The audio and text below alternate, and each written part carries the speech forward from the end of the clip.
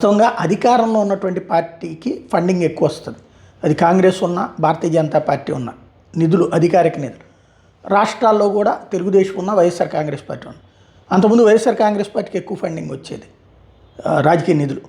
తర్వాత మొన్నటిసారి అధికారంలోకి తెలుగుదేశం రాగానే వాళ్ళకే వచ్చింది లాస్ట్ ఇయర్.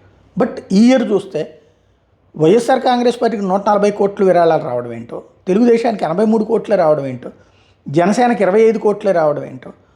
25 కోట్లు వచ్చినాయి, జనసేనకి కాస్త ఎక్కువ వచ్చినాయి. తెలుగుదేశానికి 83కే అంటే తక్కువ ఒక రకంగా, అంటే వైసీపీతో పోల్చుకున్నప్పుడు. టీఆర్ఎస్కి 15 కోట్లు వచ్చినాయి, మజ్లీస్కి కేవలం 20,000 వచ్చినాయి. అంటే 2023-24లో తెలుగుదేశానికి చందాలు ఎక్కువగానే వచ్చినాయి, వైఎస్ఆర్సీపీకి తక్కువ వచ్చినాయి.